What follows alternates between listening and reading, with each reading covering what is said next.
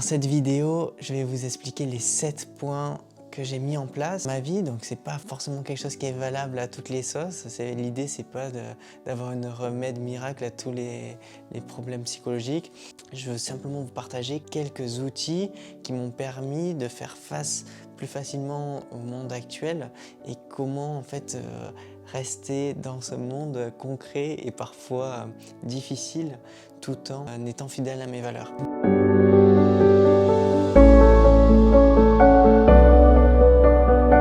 Le premier point, ça a été de limiter au maximum le temps passé avec les personnes toxiques. Donc, qu'est-ce que sont les personnes toxiques? C'est les personnes qui vont me vider mon énergie, quelques minutes passées avec elles et je suis au fond du seau. Et donc ces personnes vraiment contrôlées parce qu'elles vont avoir tendance à vampiriser mon temps. Tout l'enjeu, ça a été de moins les appeler et de moins les côtoyer. Parfois, ces personnes toxiques, elles sont dans notre famille, donc là, c'est assez compliqué de trouver le juste milieu. Parfois, c'est nos amis, et donc là, il faut essayer de passer moins de temps avec eux.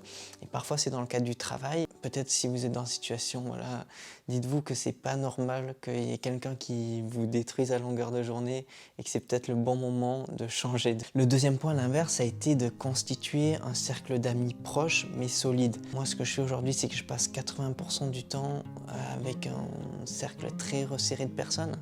Ça va être maximum 5 personnes. Et c'est ces personnes-là sur qui je vais pouvoir compter.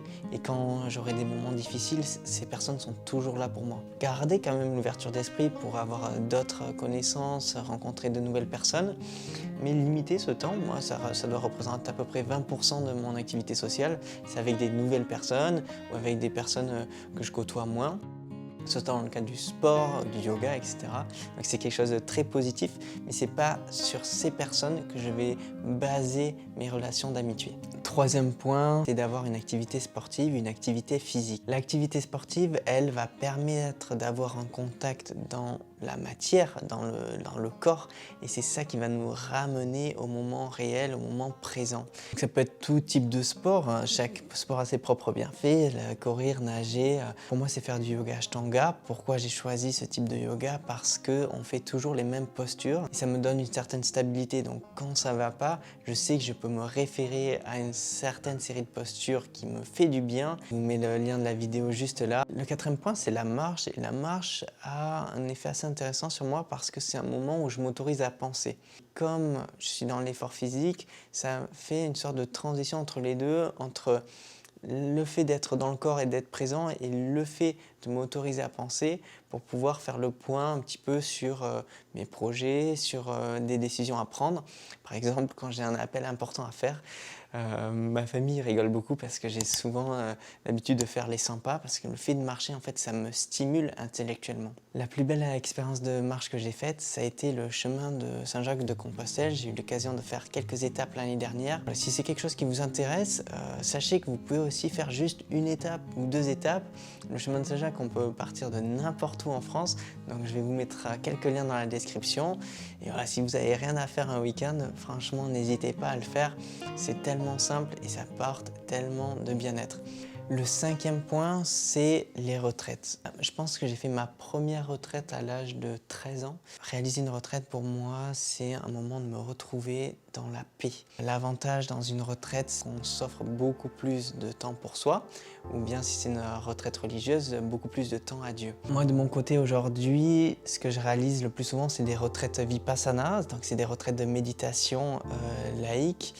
C'est assez intense parce qu'on médite environ 10 heures par jour, dans le silence, sans téléphone. C'est une super expérience, c'est probablement la meilleure chose que j'ai faite dans ma vie, mais je comprends aussi que c'est pas accessible pour tout le monde et que ça demande un certain engagement.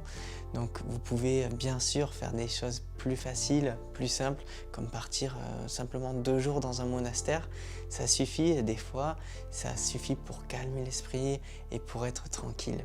Le 6e point, ça va être la méditation. Donc la méditation, aujourd'hui, ça fait vraiment partie de mon quotidien. Je médite tous les jours, matin et soir. C'est un outil qui me permet de garder l'esprit calme et de aussi développer la sagesse.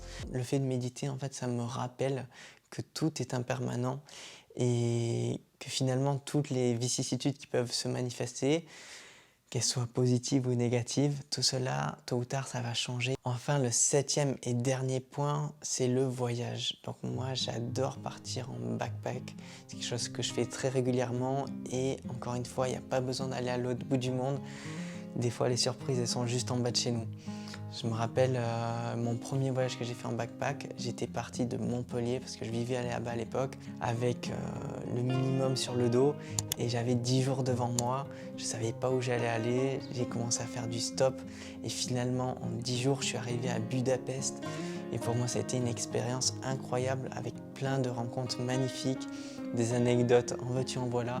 Voilà, le voyage en fait ça me permet de me rappeler que je peux vivre avec peu de choses.